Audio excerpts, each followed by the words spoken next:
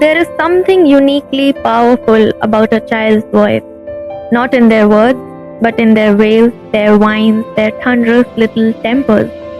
To a passerby, it might seem like just a tantrum, but to a parent, it's a storm that brews in seconds, loud, unfiltered, and emotionally exhausting.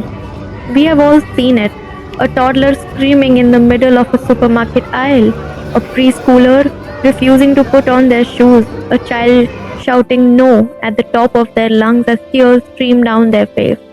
It's chaos on the outside, but inside that little mind is something much more complex. I'm a child and adolescent counselor, a counseling psychologist, and an autism expert. Yeah, I did. So, is there a relationship between a child's temperament and how often they do tantrums and how often they experience that emotional outburst or the tantrums that we call it? Again, it is completely depending. If the developmental conditions are there, then definitely emotional outburst happens, because there the communication breakdown happens. So if there is a communication breakdown, and if the child is not able to communicate his needs, his wants, and what he really desires, and he feels helpless in that, definitely a different kind of a tantrum you would see, and a meltdown you will see. But if there is an environmental factor where there is no developmental condition with the child as such, but there is an environmental factor involved, and there is something that the child is doing, and he's urging something which is, or demanding something, and that again can be considered that it is the parent's behavior. If the child is in a continuous cycle of throwing a tantrum, then obviously, for example, I'll just give you a small example. If a child is asking for a toy every day while going back from the school, now this behavior is caused because the child has got into the pattern of buying something every day. Now the parent would either buy the toy for the child, and when does the parent buy the toy? That is very important. Is the parent buying the toy for the child when the child is throwing the tantrum? At that point of time, just so that the child doesn't create a scene. So obviously that behavior is going to increase. Every day the child is going to create that pattern, so that he is able to see that there is a, I am the authority. So here the authority is, even if the parent is scolding the child, or even if the parent is feels that I am the authority, but here the authority is the child, because the child is making you do what exactly he wants.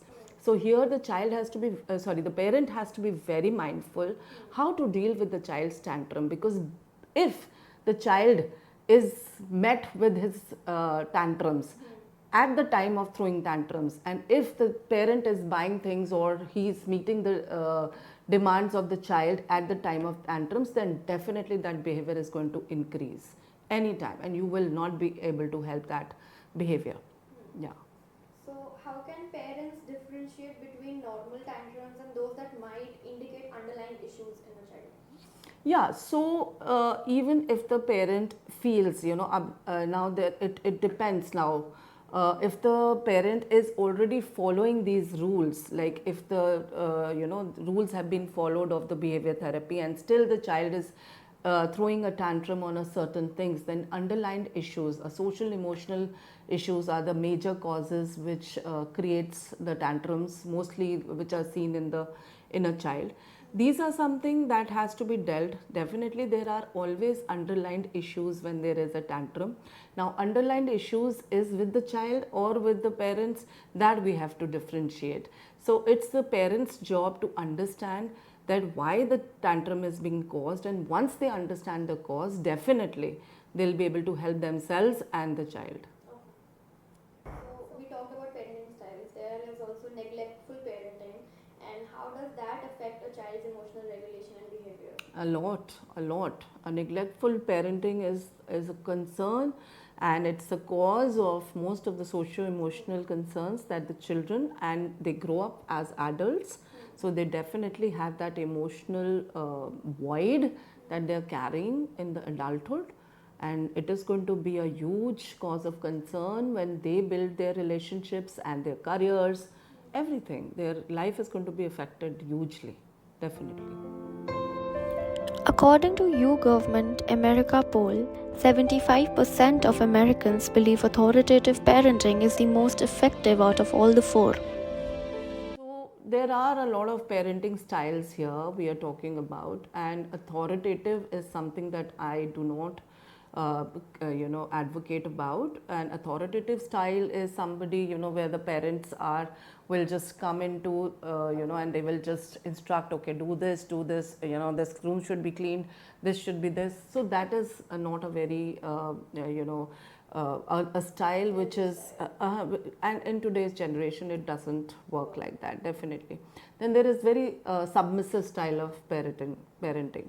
So where, everything is asked by the child. So I'll give you an example. So there is a lady who is a mother of a 3-year-old, and she is asking the child, and this is also in an environment where they have gone to somebody's house, and the guest is serving a lot of good food, but the mother says, oh, my child doesn't eat this. Will it be okay if I cook noodles, because she wants to eat noodles, and she asks in front of the host that आपको ये नहीं खाना, no problem, I will make noodles for you. तुम्हें noodles खाने, okay. So this is a very submissive kind of a style. Okay, if they are asking you, if adults around a child are going somewhere, and all the kids are also going, but this kid doesn't want to go, and the mother is like, oh, okay, we will not go because she doesn't want. Instead of giving a logic, instead of logically understanding why she doesn't want to go, instead of actually discussing the whole thing, there the parent is just submitting to whatever the child is saying. So there we need to obviously see that this is not a great style of parenting, because here the parent is always scared of the child. No, okay, we will be very submissive. Okay, you don't want to do this, we will not do it. Please listen to the child, understand why, and discuss. And you also, the child has to also understand why I must eat what the host is serving, or I must also go when everybody else is going. So these kind of logical understandings you have to put in the child. The child is not born with it, right? So we are the ones who have to give this thing. So this is submissive style. Now the third style is something which is absolutely a balance, where we are creating a balance. We are submissive also, and we are authoritative also. The parents have to understand that they are the authority, they are the final authority for the child, and we have to be firm with the children at most of the times, right? And if you are being submissive with the children, they will just create you're not creating a very sound personality. So a parenting style which is a combination of both submissive and authoritative is the ideal style, where the parents take the charge of the children and they understand them and they try to give them logic, and it's a very healthy parenting style. According to Parents magazine, based on epidemiology and psychiatric sciences, hostile parenting nearly doubles the risk of mental health issues in children by age of 9. And according to New York Post, based on University of Wollongong research, excessive parental phone use negatively affects children under 5, leading to weaker emotional bonds.